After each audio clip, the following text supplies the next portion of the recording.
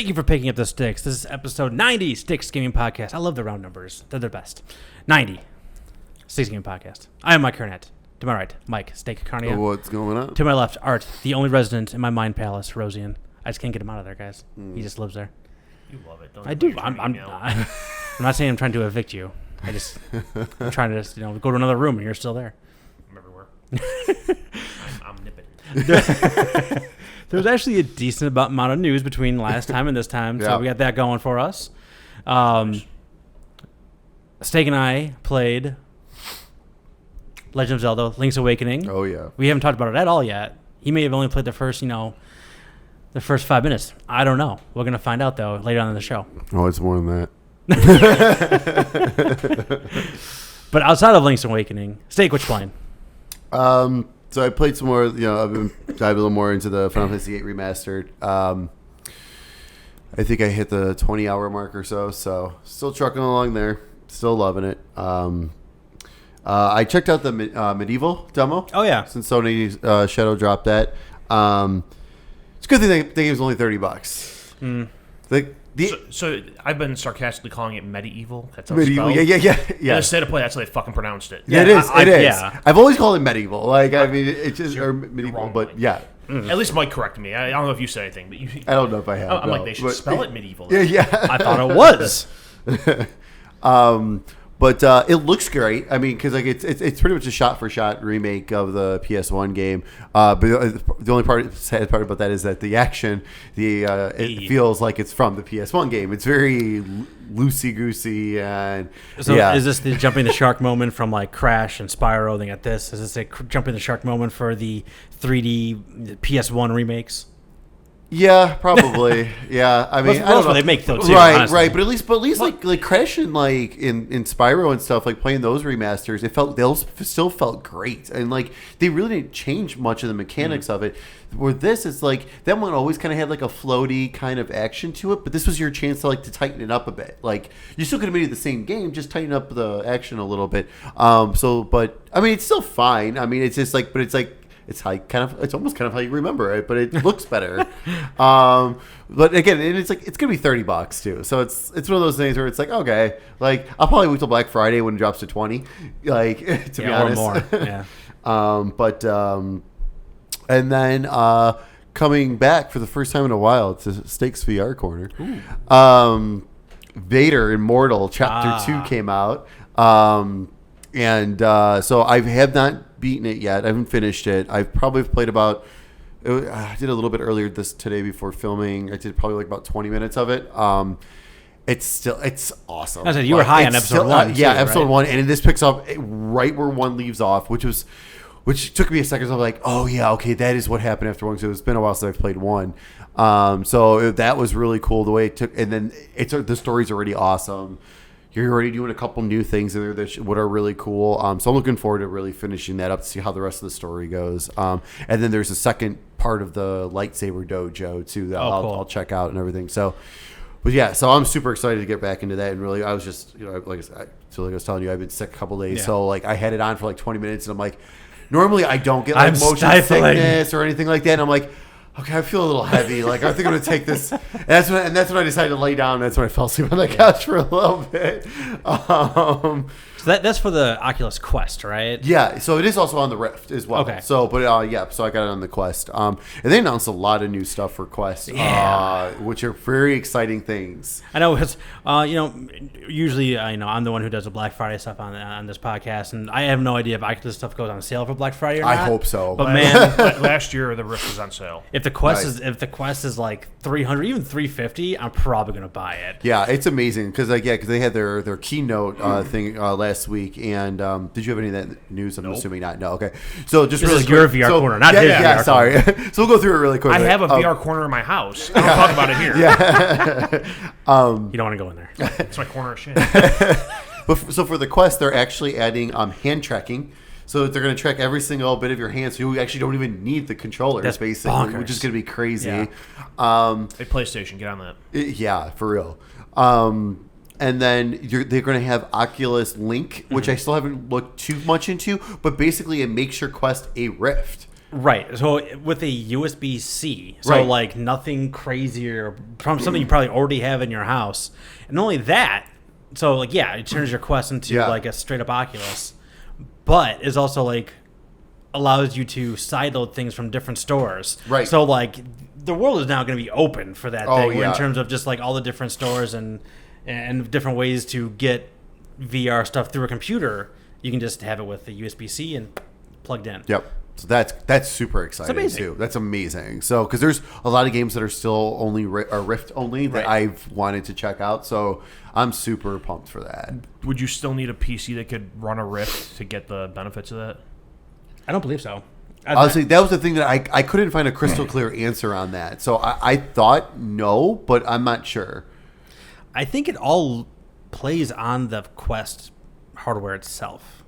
Don't quote me on that. Yeah, I gotta look into. That's something I definitely gotta look into more because that's something where I was really curious about. Because I'm like, okay, first of all, this is awesome, but if that's a thing, I still need a $700 graphics card. That's kind of a bummer in a way. It defeats purpose. Well, kind of. I feel this thing is amazing. I mean, if you buy a Quest, you're still getting your Quest functionality out of it. This is just an added absolutely, bonus. Yeah, for sure.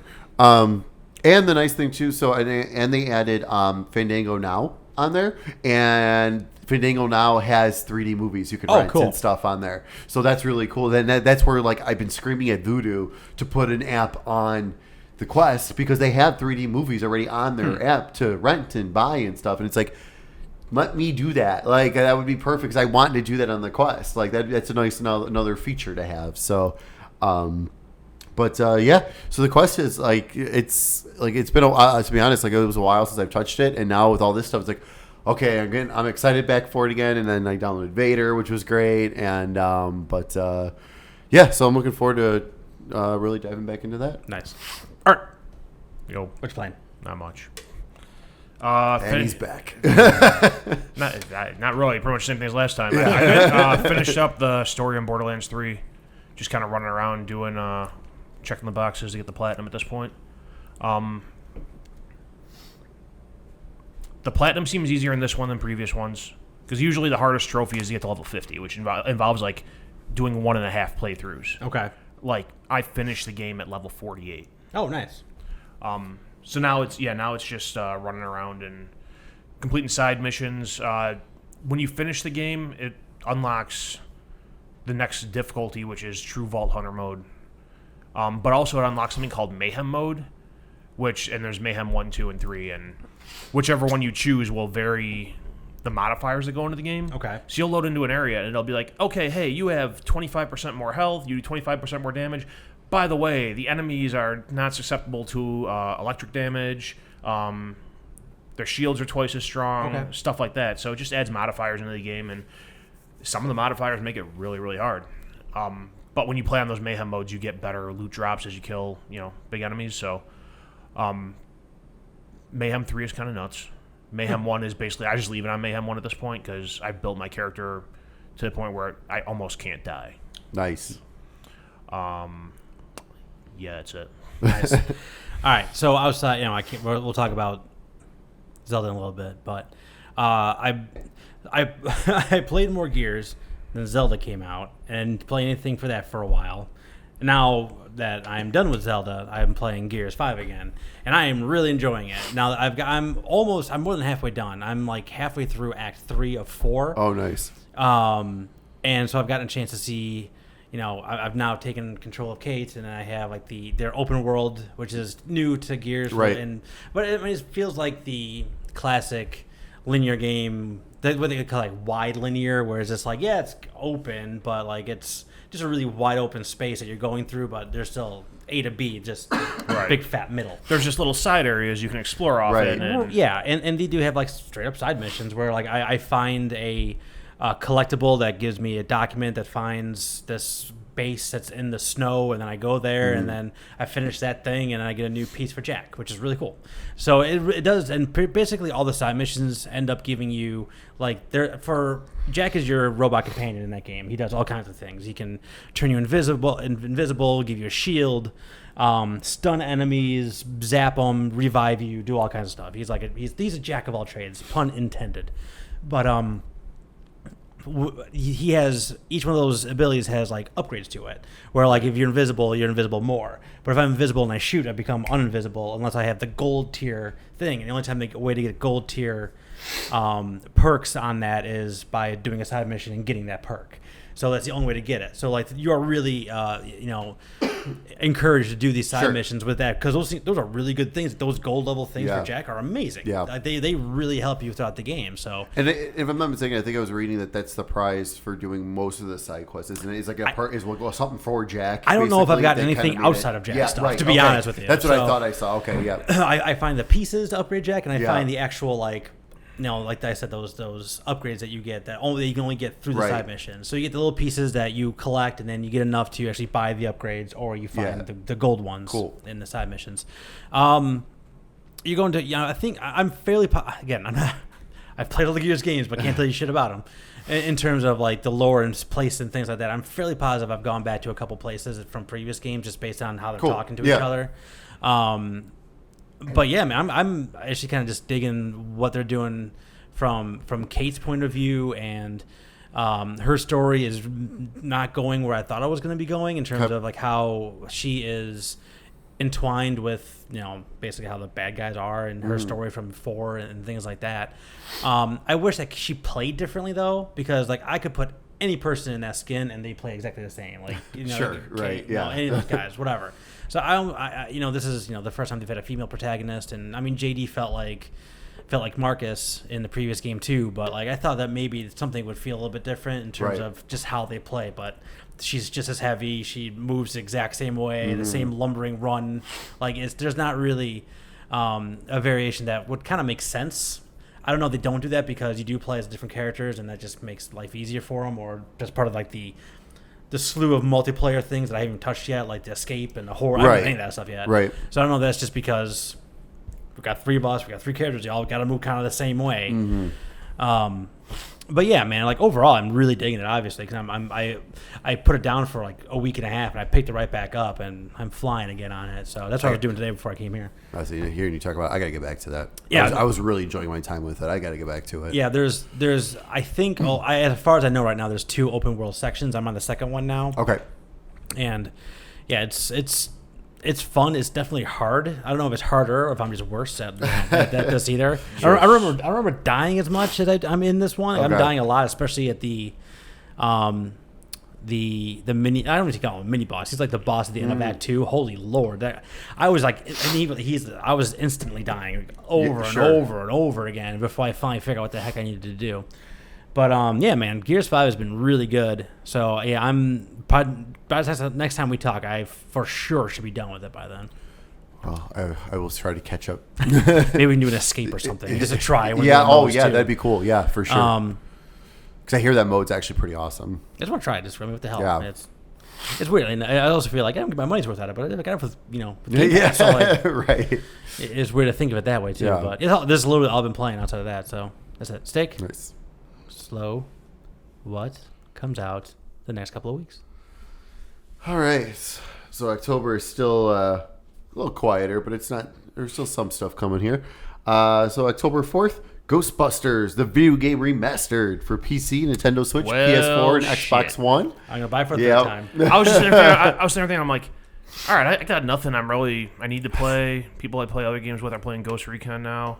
I downloaded Control on my PC. I can play that. No. It's gonna be Ghostbusters. Do you ever play it or no? What? Ghostbusters? No. I know I haven't either. So that was one of the ones you. I don't know if you actually ended up doing it or not. You guys. I know. Guys. What? Well, then I heard about this. I was like, well, I'll just wait now at this point. Listen. Do you smell that? It's my favorite Ghostbusters line. It's like a super deep cut. Anyway. Also on October 4th, Ghost Recon Breakpoint for PC, PS4, and Xbox One. Unless you bought the $90 version, whatever it is, to play it now. Yeah, right. It's ridiculous. Yeah. I mean, does the $90 version include is that season pass? I have no idea. It's like the gold edition, usual. Yeah, the ultimate edition or whatever. You buy it, you play it 3-4 days in advance. If you love those games, you're gonna get the DLC anyways. Well, right, exactly. I mean, that's one of those things. Like if Borderlands did something like that, I would have been playing it early, but I wasn't gonna pay more to play it early. Yeah. I did think about trying to storm Best Buy before they closed to get the game. Well, there's like a hidden page on their website. Like you have to like specifically Google search it to get to this page, and it's like, hey, for releases of all these games. If you search like Best Buy video game events, it's like this game releases on Friday. If you come in just before closing time on Thursday, you can get it For real? Yeah. Huh. I thought about doing that. I'm like, you know what? I don't feel like it. I need to sleep. I got to work tomorrow. This is all bad news. I'll just pick it up at 10 in the morning and let it install while I'm working and go on with my life.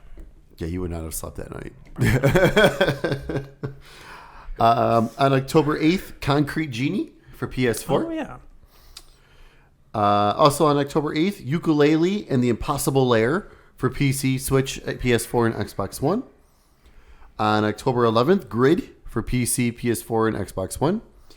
And also on October 11th, Killer Queen Black for PC and Nintendo Switch. I feel like that was talked about forever ago. Oh, forever long. I think it was E3 last year or something. Like Nintendo mentioned it, and then so finally, I think that's eventually supposed to become an Xbox. I think so. I think Switch has got like the Timed console exclusive, and then I'm sure PS4 and Xbox will get it. Yeah.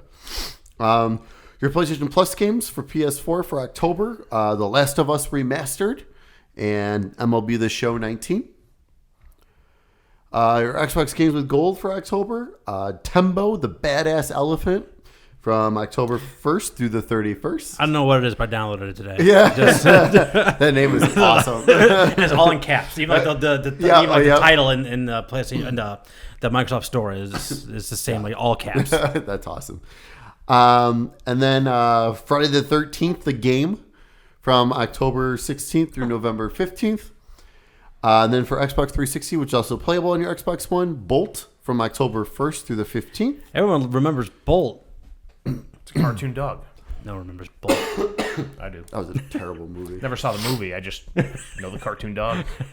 And Ninja Gaiden 3, Razor's Edge from October 16th through the 31st, which that's awesome. Xbox Game Pass games that were added to Game Pass since last time, because they were teasing us last time, and then they announced it the day after we recorded. So Classic. Classic. So on September 19th, Jump Force and Bloodstained got added on the Xbox. September 26th, Bad North, Dirt Rally 2.0, and Lego Worlds. On October 3rd, Dishonored 2. On October 10th, World War Z and Yooka-Laylee. On October 17th, Fallout New Vegas, Felix the Reaper, and Panzer Dragoon Orta. And on October 25th, The Outer Worlds, which is Xbox and PC. That's a ton of really good games. That's a lot of good games. stuff. World War Z I was interested in.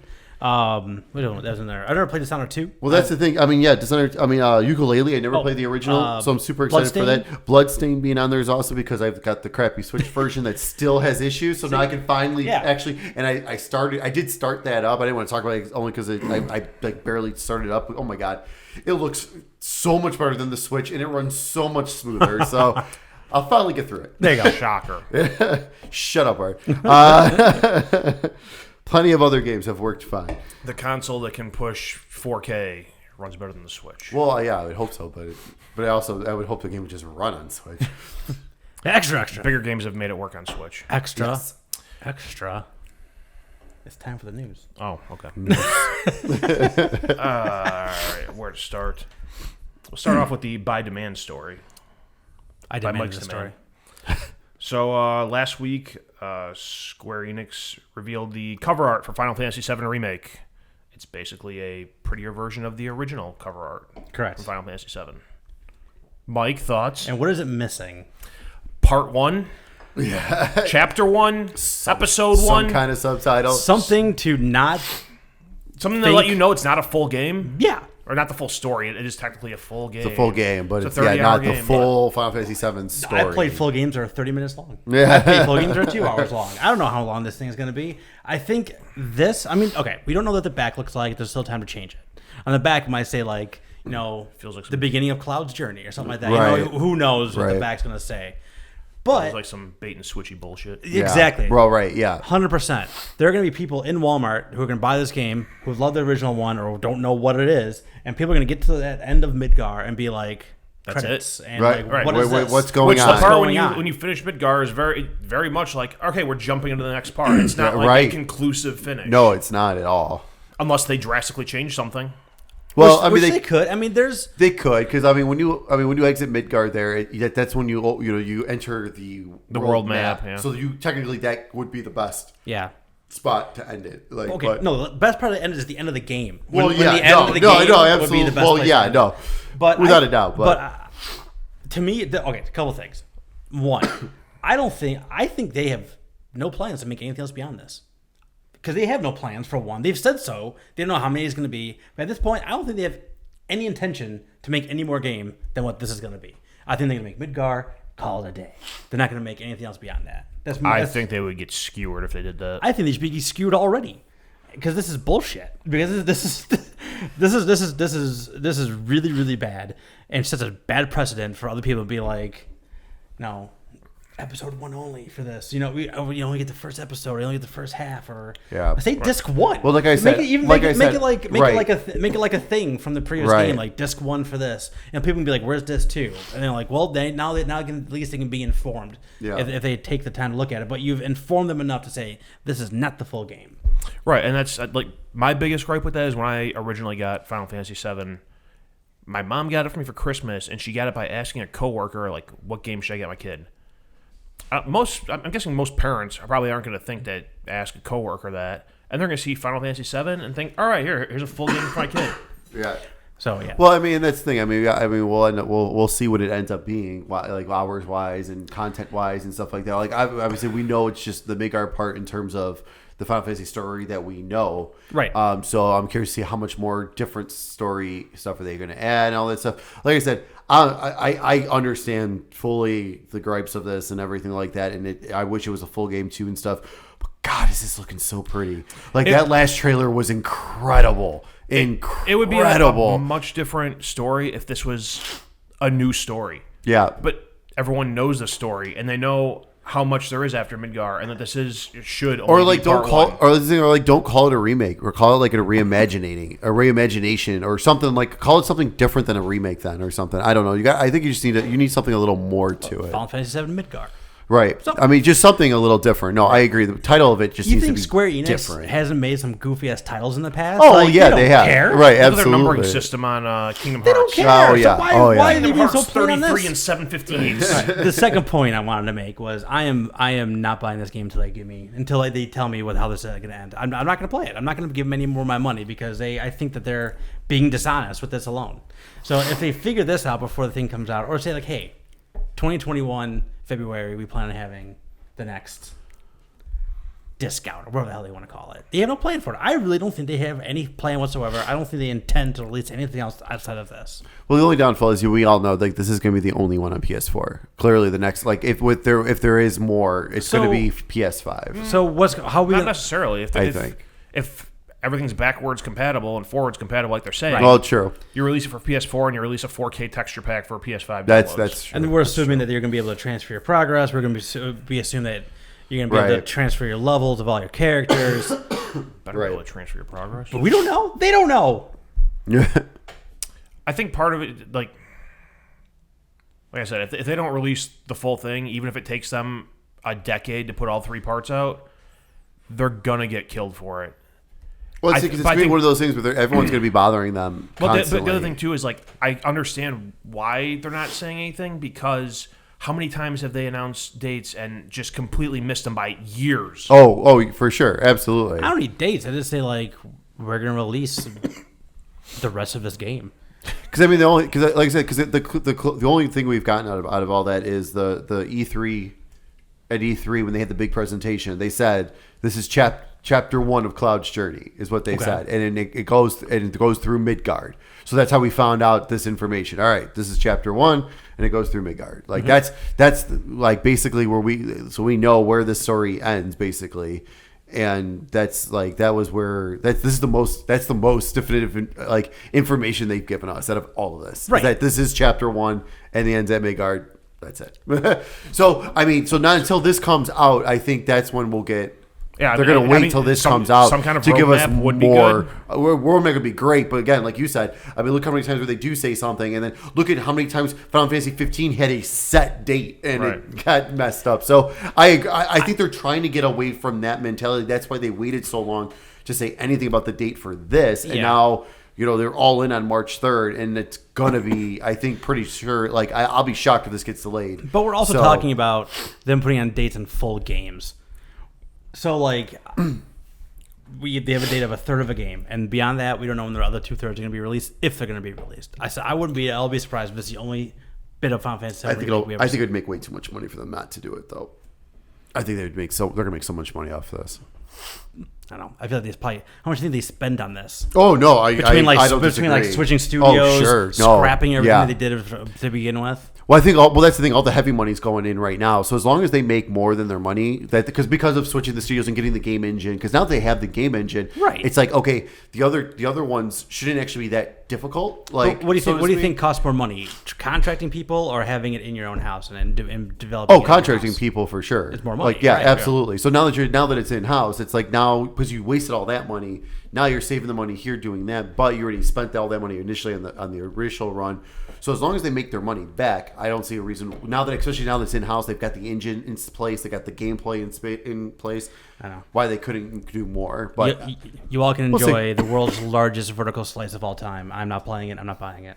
I will enjoy the hell out of it. You enjoy. Love it. What else do you got? PlayStation did another State of Play. Yeah. Most of it was Yeah. Most of it. Then the end. The end was fantastic. And it was fantastic. It was like a firework. So they announced a bunch of indie games. Just carry on. Arise is one of them. Gorn. That one looked interesting. Humanity. That looks stupid. Humanity was like, I had no idea what the heck was even going on. Watam? I don't know how to pronounce that. That's from the creators of Katamari and Nobi Boy. Let's see. They also announced some PSVR games. LA Noire VR case files. Yeah, that was available. Space Channel 5, kind of funky news flash. Yeah. They announced Civilization 6 is coming to PS4. Yep. Interested, but not interested because they're not including the DLC packs in it. Yeah, I saw that too. I think it's long enough that they could have put it all together in there. Yeah. They announced that there's going to be a Death Stranding limited edition bundle. PS4 Pro. So they're finally using Pros for their limited edition bundles. Took them long enough. Yeah, 1 year left in the console cycle. Yeah, you got to get the hardware out of your house, man. However you can move product. I like the baby incubator controller. I would like to buy that controller by itself. That's pretty neat. They showed another trailer for Call of Duty Modern Warfare. Every time I see something about that game, I'm pretty sure I'm just going to pre-order that game and get it when it comes out. Yeah. I'm kind of with you. But that was all story based, and that looked cool. I watched it looked good when they did the multiplayer beta. The 32 versus 32 stuff? I don't know if it might have been the week before where it was like normal 5-on-5. It looked very much like Call of Duty multiplayer without the jumping, which is better, but still the dying animations all look very familiar. But I'm used to those animations. I'm pretty sure I'm gonna buy that game just for the single player story. Yeah. Like I honestly don't care about the rest of it. It's there, it's fine. I'm sure I'll try multiplayer at some point and hate my life for it. But I'm still me and Vegas, the only people in the crew that actually like the multiplayer. I fucking hate it. I like it a lot. Here's my biggest problem. I almost rebought Black Ops 4 again, by the way. I never got my win. I want it. My biggest problem with the multiplayer in that game is that unless you have a sniper rifle, it defies logic of every other first-person shooter in the world. A headshot does not equal a kill. That's bullshit. They announced the PS Plus October lineup, which Steak already went over. And the last thing they did was they showed a new Last of Us Part 2 trailer. Announced a release date of February 2020. Way sooner than I thought it was going to be. Well, I mean, that out of all the games, that was the next one up, basically, though, that we've known the most. Is it that or Ghost of Tsushima? Because Ghost of Tsushima, we still haven't seen like anything from. Game. I think that's right. That I wouldn't be surprised if they come fall. It's like a launch title. Yeah, it's and like my original strategy when they took that the year gap where they like didn't talk about any of these games they've talked about a dozen times. My thought was they're trying to do the Switch thing and have a new big release every couple of months when the next console comes out. Well, Death Stranding's coming out now, and Last of Us is coming out now. So what they're doing here is they're making it so you buy it now, and then for PS5 there'll be a definitive edition, Game of the Year edition, or whatever. Well, hopefully Last of Us, first one, right? Or I'm hoping that they'll just have some kind of like, hey, here's like an upgrade price to get the PS5. Their version of the X patch, basically, right? Exactly, or something like that. I hope because that'd be nice. If all it is like up-res type thing, I hope they're not charging for that. Right. Well, that's true too. Right. God knows. That's what I'm saying. Like, I think they're going to try to get like the definitive editions out. So hey, here's this and our DLC. Yeah. I don't know if it was in this or somewhere else, but they also announced that, or I think it was on Twitter, they just announced that they're not doing a multiplayer in Last of Us. I need some cryptic stuff in there, too, and talk about, like, you will soon, see it sounded of our multiplayer. Yeah, it sounded like they were releasing a standalone. Yeah. It was popular. I think I dabbled in it for, like, one evening, and I don't think I've ever played it again. But that's the thing, like, I heard, like, there was actually a lot of people that actually did play it, but it hasn't, like, that, like all Naughty Dog games, isn't it more about the story anyways? 100%. Like, isn't that the bigger, like, I would say like 85% of the people care about the story, where they get the 15% care about multiplayer. Yeah, I mean, Uncharted, I think 4 had multiplayer as well, but like I never even thought about playing it, really, because I really want to play the story. And this story looks, I mean, man, it just looks somehow darker than The Last of Us Part 1. Well, I mean, I think that's kind of the message they've been delivering all along. Yeah, they show the one scene at the end where cars are driving by and someone grabs Ellie from behind. And, she tenses up and then she relaxes and she turns around and Joel's there. And I legitimately got goosebumps seeing that. Well, like the second you see her relax, I'm like, oh shit, there he is. Yeah, and he looks so old. Yeah. And beat up. I mean, makes sense. She probably should be. Yeah, it makes sense. She's gone from being a kid to a teenager, so. They're aging everyone along in the story, but he looks weathered. Yeah, but the game looks beautiful though. I mean, it's beautiful weathering on his face. Oh yeah, and that's thinking. Here we go again. Right. Now The Last of Us, the first one was at the end of the PS3 cycle. That pretty much looked like a PS4 game. This one's gonna pretty much look like a PS5 game right away, like day one. Like I agree. Like without ever finishing the first Last of Us, I mean the game itself looks amazing, like and gorgeous and everything. The only thing while watching the whole trailer, it's just like I just keep watching it though, and I'm just like, I'm not gonna be able to play this though because it's probably still gonna be shitty combat like Naughty Dog does. Like I just can't. Their combat, I have the hardest time with. Their gunplay is just so all over the place. Yeah, I mean, I have no problem pushing through their combat for the story. But that's the problem. I get too caught up in some of the levels. Like that's always been my problem with Uncharted. Like that's why I haven't been back to Uncharted 3. I forget where I'm at, but I remember the last time I stopped playing was because I got caught up in a level where I'm constantly dying because the controls are just driving me insane. And that was what got me. It took me forever to get past the first Uncharted because there was a part where I just one is the died. And one was really. I mean, don't get me wrong. It's gotten better, but I remember The Last of Us when I was playing that. I forget where I got. I got to a part. I think it was super early on. We were walking through like an oil rig, or like there's not an oil rig, but like there's a bunch of those like big. I'm trying to think, like big steel trailer looking things that you're going around. Okay. I kind of know the area, but like there was like I remember I was just getting lit up constantly in that, and I think I eventually gave up on the game. I was like, nope, I'm done because I can't get past this. Like that's the problem. It's like yes, the stories are excellent, but then I get caught up in some of that, and it's like okay, I don't want to sit here for an hour trying to get past this level, like because of the combat and the controls suck. Like I hate this. So I'm just hoping maybe we've progressed more. Hopefully Naughty Dog has fixed it a little more. Yeah, I'm in either way. I didn't have that level of problem with controls or shooting and things like that. It's not the best. It's not world class. It's not. I mean, that's the one thing I would agree that Naughty Dog games usually are lacking in. But we're still talking about. I also don't think that's the primary focus of what they're doing. They're more going to tell the story, not necessarily to throw you into combat every 10 seconds. Yeah, I'm just dying to see Joel and Ellie progress their story, especially after how the first one ended, and I do really like that it's not a choose your own adventure type of thing. Like, you are along for the ride on this thing, and you're gonna see where it goes, and the good and the bad and the ugly, everything in between. So yeah, I'm super pumped for that. And like I said, I really didn't think it was gonna come out until probably the middle of the year, the earliest.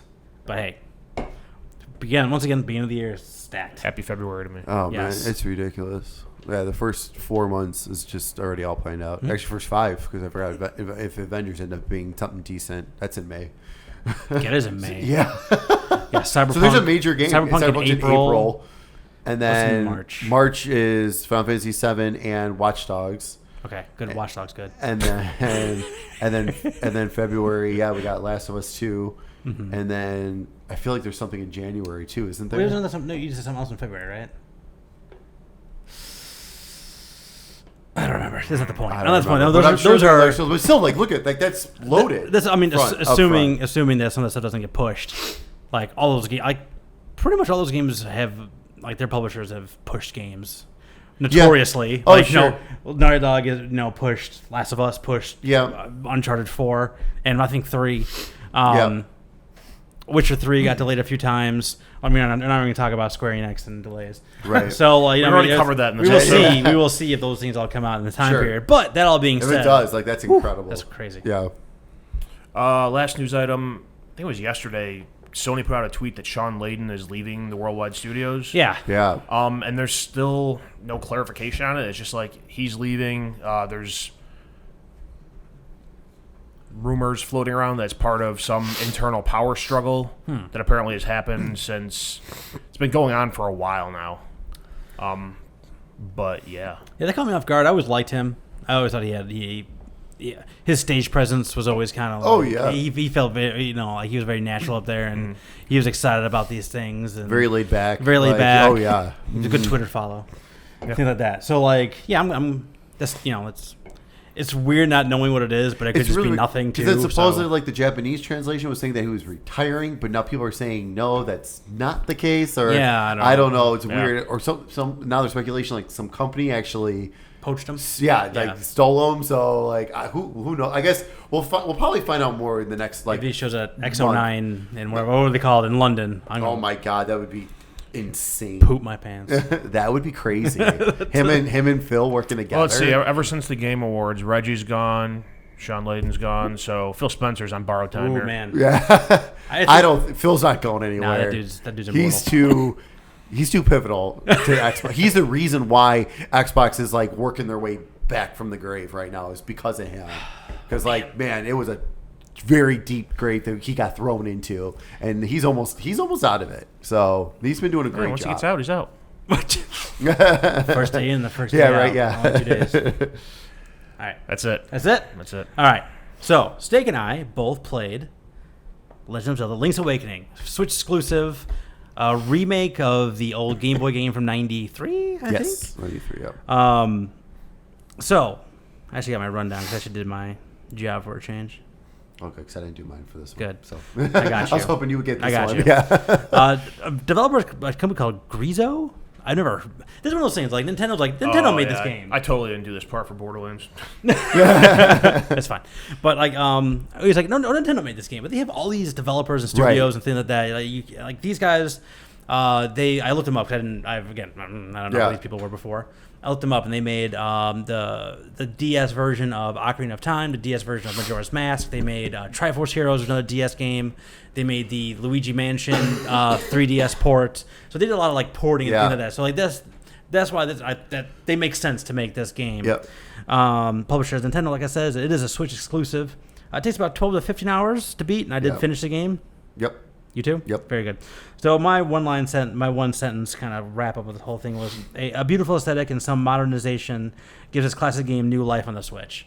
I never played the original game, so I'm kind of going off anecdotes and what I read online, but you played the original game. Oh, yeah, it's the first game I ever beat. So, all right, cool. We have very cool different views on this then. Because I do love Zelda games, especially in this style.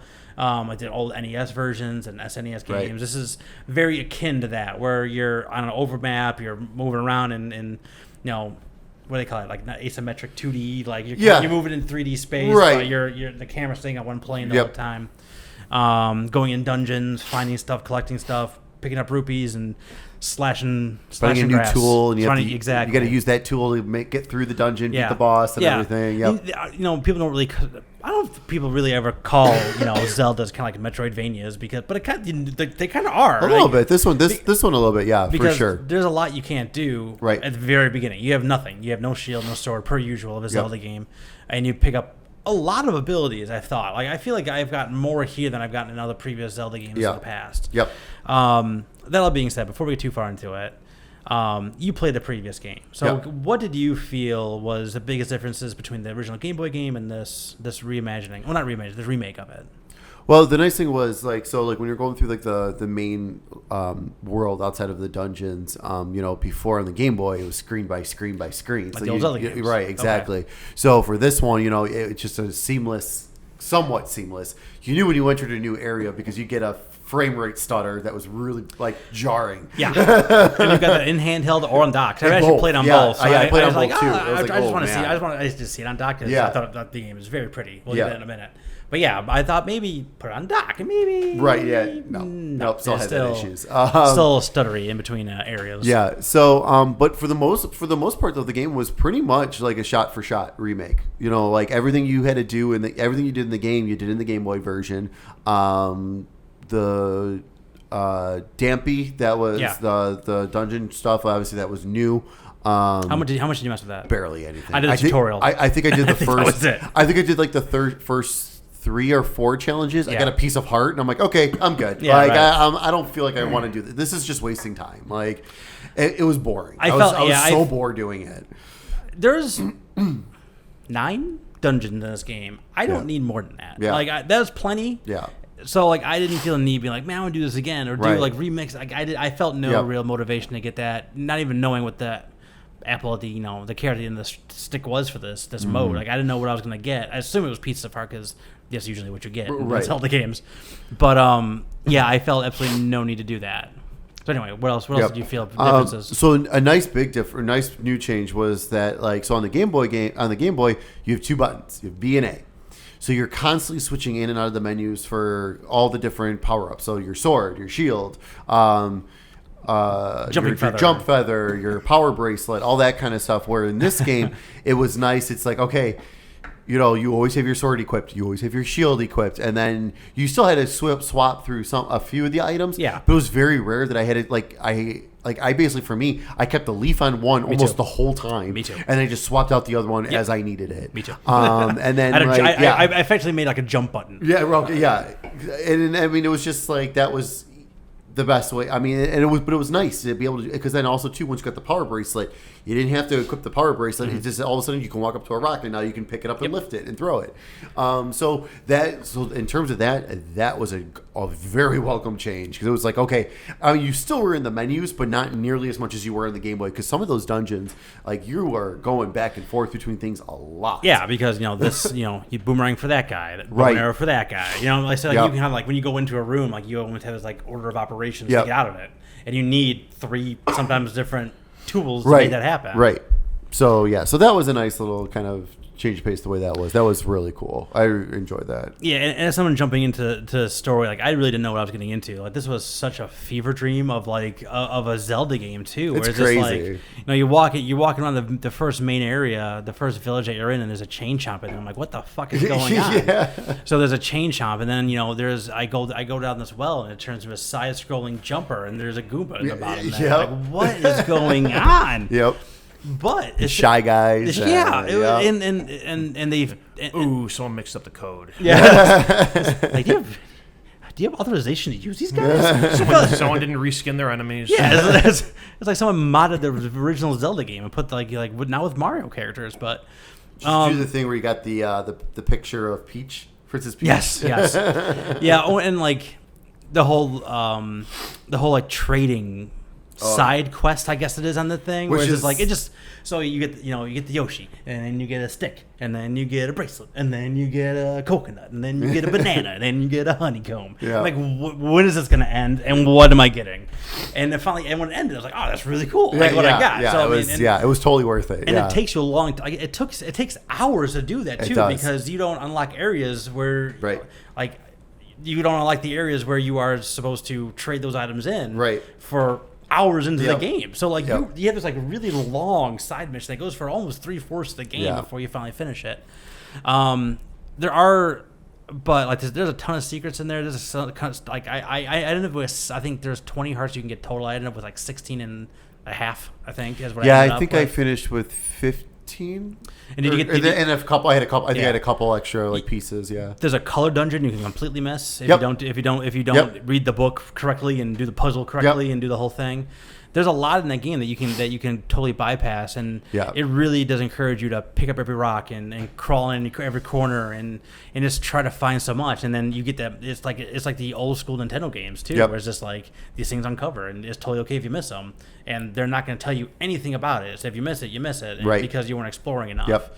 Yeah, and the fact they included the color dungeon was awesome because like that in the original Link's Awakening was not in there, and then when they released the DX version for the Game Boy Color, Oh, okay. they added that dungeon to be like, okay, now here you go. Now you can pick between what color. Now you have a reason to buy the game Like again. here it's like this, and like the whole game was done in. That was the thing. The whole game was redone in color, and then they added the new dungeon. Those were the Has that two. been there the whole time? Yes. Yeah. Yucks. It's like a newscast today. But so it was. I was really excited when I found out that was in it again. I was like, okay, good. I was like, that makes sense to have that in there. The game doesn't push back at you too hard. Like, it's not that difficult. Until like the final boss. I died a couple times. Yeah. Him, and then when I was trying to get the ocarina, like I went there way too early. Oh, and that is just that'll a do it. Yeah, that'll happen. poor choice Yeah. on my That'll path. happen. So I mean, I did a ton there. There was a couple dungeons I did a couple of times in, but like outside of that, like I probably died maybe a total of 10 times in the game. But man, it's just it was so much fun. It's just a blast. It was felt, so good. It was it was a bowl of cereal and Price is Right on a sick day. You know, it's just like this is what I need. No, and it was so much fun going through it all. And like I said, for me, and then for since I played the original, there were times where I hit certain points. I was just like, oh yeah, I totally remember this. I'm like, that is so awesome. I'm like, I forgot about this. I'm like, oh, it's so cool to see it done in this way now, in this style too. Speaking of the style, like the aesthetic, Oh, I it's absolutely gorgeous. love. Gorgeous. I love like the choices they made, how it almost looks like everything looks like little toy figures Yep. on a desk moving around, and the whole game, Yep. everything, like there's not a exception to that rule basically throughout the entire game. Like I said, the only two gripes I had with Intros that was like I already talked about the frame rate, which was kind of weird when going to that, but then also the bottom of the screen was always blurry. And that, I know what they were trying to do there in terms of the camera, like they were Right. trying to give it that feel, but it's like I don't know. For me, I felt like that was weird and like a little jarring actually. Because like I that was one of those things. Besides, like you said, like with the frame rate, I was playing on handheld and I saw it. I'm like, oh, let me throw this in dock mode. Yeah. It's even still there, and it was still there even on the TV. I was like, oh, okay, that's Yeah, I wasn't sure if that was like a handheld thing to kind of to make sure the performance stayed steady or whatever. But I was like, okay, like I mean, most of the time I didn't even notice it, but there were times where I did notice it, and I was like, it was just this kind of weird choice, basically, just like an odd choice. But the game, it's just gorgeous, though. Yeah, and I don't know if that was like a visual trick for helping in terms of like performance, or if that was just like a visual trick for I think point of view, right, more. like so it like looks like for sure. I don't know. Yeah, but man, like I loved it. I absolutely love this game. It was like that perfect mix of like the old school tendencies, but with like modern day quality of life improvements, and it was like the perfect game for the perfect time for me. Like I said, I mentioned this a couple of times on a couple of podcasts how I've been kind of in a gaming funk and controlled, funkicize me even further. Right. So Gears got me going on it, and this game. So I played through the first almost 2 acts of Gears, and this game came out, and I didn't do anything else. Yeah. I didn't do anything else but play this game until I finished it. Oh, same here. Same here. And like you said, and it's that sweet spot. It's like that, like you said, that 12 to 15 hour sweet spot of it. Like, it's not too short, but it's not like crazy long. It was the perfect amount of time, and God, just so good. The 12 to 15 hours variance is if you have decided to look up, a Wikipedia page on some clues too, because there's some very obtuse stuff in this game. Oh yeah. That you're not gonna it's gonna be damn near impossible to figure out unless you've played it before.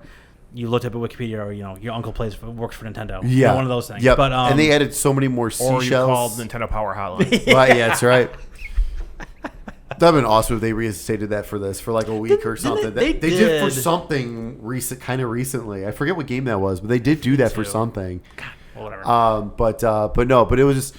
But yeah, and like I said, they added more seashells and stuff you could find. But I like the rewards you get like as you turn in your seashells. So once you get a certain amount, then you get this like stick that like it goes off. So is it like a metal detector? It's a tuning fork. It's a tuning fork. So it makes it the zoom sound when you were near one. You got to either pick up something or dig or something to find it in that area. So, but and I found it an okay amount. It was one of those though. I didn't feel like I needed to find it all to find.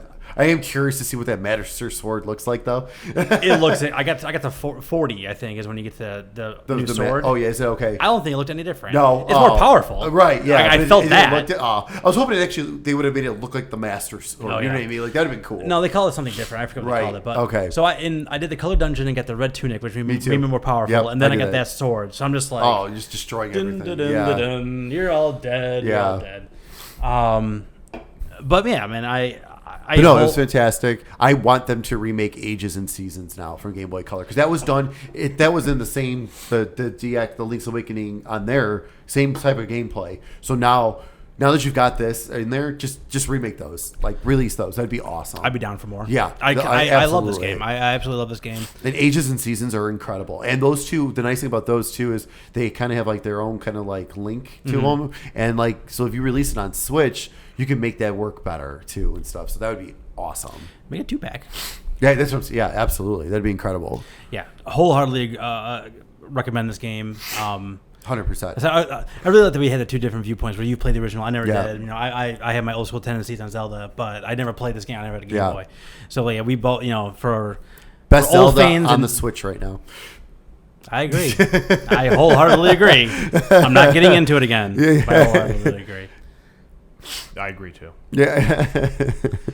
So yeah, we need more Zelda like this on Switch. I just and now I just love that, like they said, playing that again, like with that kind of gameplay too. It's like, don't get me wrong, I enjoyed the 3D Zeldas and everything, but I think this is my type of Zelda, like this for sure, because like as great as like Ocarina has been and like Wind Waker and stuff like that, like I don't know, like I've always gotten to a point with some of those games where it's like either I give up or it's just like, okay, I don't know, I just want to get this over with kind of thing. Where this is like this type of gameplay, it's like it's not